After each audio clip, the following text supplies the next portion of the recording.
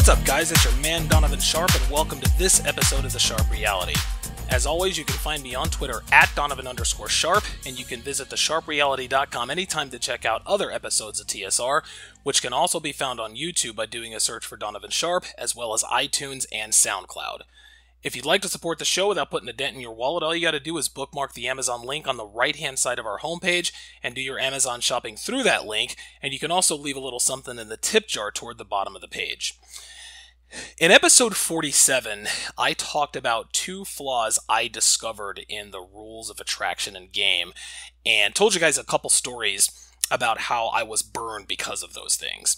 So today I'm going to give you two more, not really inconsistencies, but two other standard game doctrines that do have exceptions to the rule as it applies to attracting women. Keep in mind, I'm not saying that these ironclad rules are fallacies or falsehoods, but it's also important to know that one size doesn't fit all, and sometimes you'll have to make adjustments on the fly when approaching women. So let's get to it. Number one, maintaining frame. Now, we all know that women are turned on by the strong, silent type. In other words, they like a man who's in control of all of his faculties in the face of unrest turns women on. And this is not age specific. All women like the strong, silent type, a guy who keeps his cool under pressure. This particular aspect of game is what we call frame control, or maintaining frame. In other words, when the shit hits the fan, keeping your cool is really what separates the men from the boys in all areas of life. However, there are a few times where losing your shit is not only acceptable, but sometimes even necessary, especially within the context of a sexual relationship with a woman. The reason for this is that getting angry and yelling or swearing at a female shows her that you are not afraid to grab your Y chromosome and let your testosterone do what it's designed to do. Some women will also admit that being physically scared of a man is also a turn-on. I talked about this in episode 31, why women are more loyal to abusive men, and one of those reasons was that it was a turn-on. The fact of the matter is, guys, is that sometimes being calm, cool, and collected just doesn't cut it in certain situations, and women know this. Some men stay quiet out of fear or apprehension, and girls, they sniff this out like bloodhounds. They know the difference between quiet confidence and silent jitters. In episode 10, I talked about my marriage and how I didn't realize how bad it was until after I found the red pill. But something happened early on that showed me red pill truth, but because I didn't see it, I ignored it.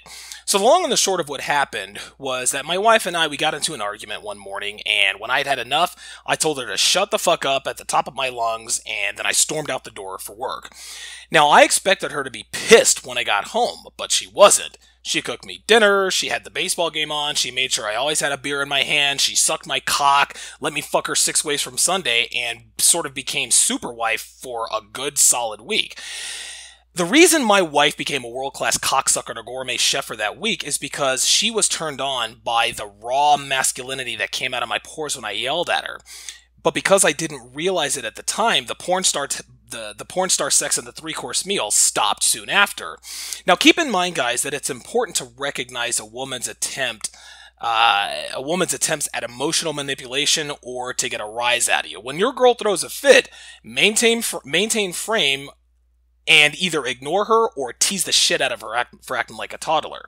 If she pulls an adolescent stunt for the sole purpose of getting a reaction out of you, which is also known as a shit test, dude, just roll your eyes, chuckle, and just say, try again, sweetie. No. I am not suggesting that you get angry and yell at your woman all the time, because a man with a short temper, as far as I'm concerned, is a man who is not in control of his emotions and has some growing up to do. But when you show a woman that you are unafraid to raise your voice or even momentarily lose your cool when she steps out of line, it lets her know that you can and will go there if need be. Make no mistake about the fact, gentlemen, that stoicism is absolutely paramount when dealing with you girls, but every once in a while it is necessary for a man to bare his teeth. The next one.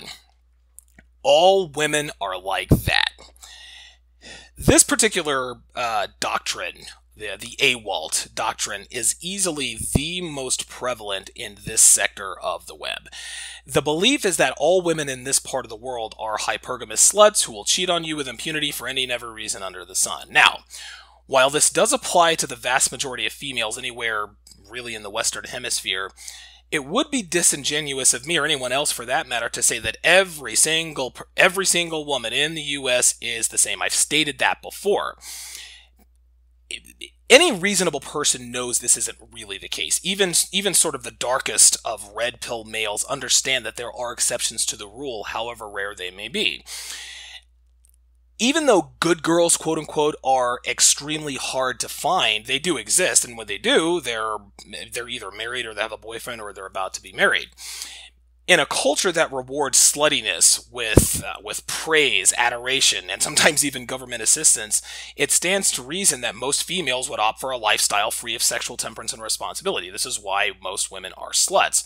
But every once in a while, you will see or hear about a female who isn't an attention whore, who embraces traditional sex roles and might even still be a virgin. Again, these are very rare birds, but the fact of the matter is that the endangered species, that is the fabled quality American woman, I would imagine isn't quite extinct yet. Understand this, gentlemen. The application of standard game principles are successful much more often than not because most Western women are alike in terms of what attracts them to men. Again, there are slight differences between them, but this is where a man has to use his instinct to discern which ones to use and which ones to put on the shelf. Dread game may work on females, but if you run it for too long on better-looking chicks like 9s and 10s, you're going to be replaced by day number 2 of your radio silence. I talked about that in my last episode. A girl who genuinely likes you might decide to back off if she sees that you're in the company of good-looking girls on the regular because she doesn't want to have to compete with other females. And again, I have personal experience in that as well. The bottom line is that even though game has been definitively proven to work and work well, understand that one size does not always fit all. Okay, let's get to Q&A here. Duke Man, whose question was the inspiration for episode 45, mate guarding versus being territorial, he writes in, "It was a legitimate question I had, Chief. Thanks for taking the time out to answer my question. Excellent podcast, as always." Yeah, no problem, Duke. For those of you who haven't listened to episode 45, I pointed out that Duke's question could have been a disagreement disguised as a question, and it appears that that was not the case. It looks like he honestly wanted to know what the difference was. Thanks again for that question, Duke. It made for a great podcast episode, and definitely thanks for listening. Keep the comments coming in.